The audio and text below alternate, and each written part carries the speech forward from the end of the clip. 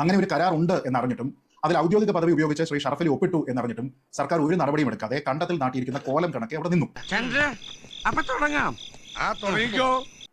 മെസ്സിയുടെ സന്ദർശന വിഷയവുമായി ബന്ധപ്പെട്ട് LDF ഭരിക്കുമ്പോൾ സ്റ്റേറ്റിന്റെ പങ്ക് എന്തായിരുന്നു എന്ന് അറിയണം എന്നാണ് മുഖ്യമന്ത്രി ശ്രീ VD സതീശൻ ഇന്ന് പത്രസമ്മേളനത്തിൽ പറഞ്ഞത്. ഈശ്വര, ഇതൊക്കെ എന്റെ തലയിലാവൂലോ. അതെങ്ങനെ നിന്റെ തലയിലാവണം? സത്യത്തിൽ ഇതുവരെ പുറത്തു വന്നിരിക്കുന്ന രേഖകളും വസ്തുതകളും പരിശോധിക്കുമ്പോൾ എനിക്ക് മനസ്സിലാകുന്നത് സ്റ്റേറ്റിന്റെ പങ്ക് ഒരു കണ്ടത്തിൽ നാട്ടിയ കോലത്തിൻ്റെതാണ് എന്നാണ്.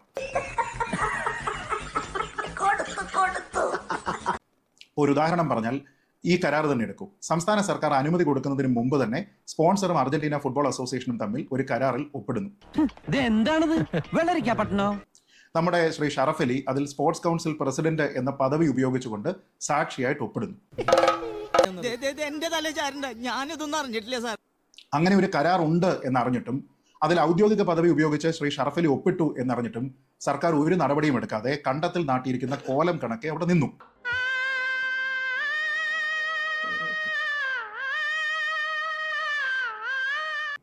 അപ്പൊ സർക്കാരിന്റെ താല്പര്യം എന്താണ്?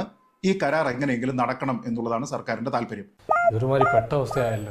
എന്നിട്ടോ ഇനി മെസ്സി വന്നില്ല. മെസ്സി വന്നിരുന്നെങ്കിലോ സ്പോൺസർഷിപ്പ്, ബ്രോഡ്കാസ്റ്റിംഗ്, പരസ്യം, പാർക്കിംഗ്, ലൈസൻസ് എന്ന് വേണ്ട എല്ലാ കാര്യങ്ങളിലും ആർക്കാ വരുമാനം ഉണ്ടാവുക? ശ്രീ ഷറഫ് അലി പറയോ?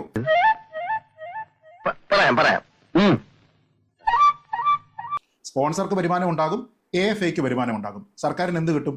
സർക്കാരിന് കിട്ടുന്നത് വട്ടപൂജ്യം. അതായത് ഒരു കണ്ടത്തിൽ നിർത്തിയിരിക്കുന്ന പോത്തിന്റെ പുറത്തിരിക്കുന്ന കൊതുകിന് കിട്ടുന്ന ഗുണം പോലും സർക്കാരിന് കിട്ടുമായിരുന്നില്ല എന്ന് വ്യക്തമാണ്. ഇനി നീ അറിഞ്ഞില്ല എന്ന് പറയരുത്. അപ്പൊ സർക്കാർ അപ്പോ ആ കണ്ടത്തിലെ കോലത്തിനെ പോലെ നിന്നുകൊടുത്തു എന്നുള്ളത് വ്യക്തമാണ്. നാട്ടുകാരുടെ പണം മുടക്കി ഇതിന്റെ ചർച്ചയ്ക്ക് എന്ന് പറഞ്ഞ് മന്ത്രിയും അദ്ദേഹത്തിന്റെ എൻറ്റോറേജും സ്പെയിനിൽ പോകുന്നു. ഇതാണ് ഇവിടുത്തെ വ്യവസ്ഥിതി. We are living in a very cruel society.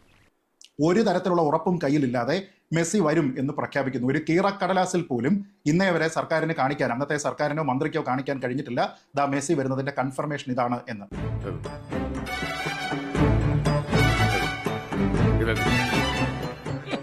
എന്നിട്ടും മെസ്സി വരുമെന്ന് പ്രഖ്യാപിച്ച് നാട്ടുകാരെ പറ്റിക്കുന്നു. തലതിരിഞ്ഞ രാഷ്ട്രീയക്കാർ നാടിനെ സേവിക്കുമ്പോൾ നാടിന്റെ തലയെഴുത്ത് തേയും. അത് കേരളത്തിന്റെ വിധി.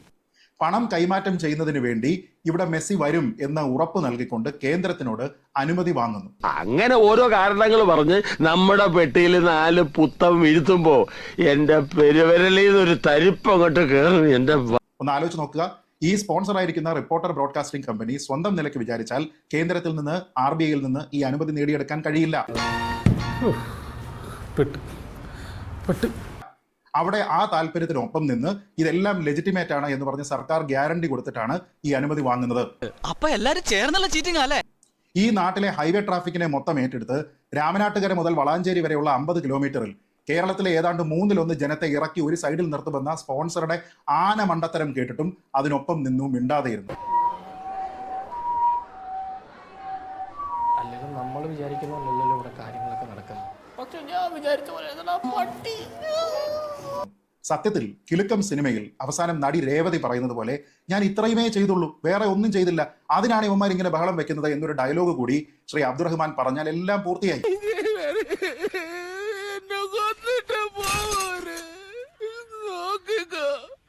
നിനക്ക് ഗുരു കൊണ്ട് പോകൂടാ. അതെ, ഞാൻ പോകുന്നു. പോയിട്ട് വലിയ കാര്യം ഉണ്ടായിട്ടില്ല, പക്ഷെ നിൽക്കാൻ നേരമില്ല.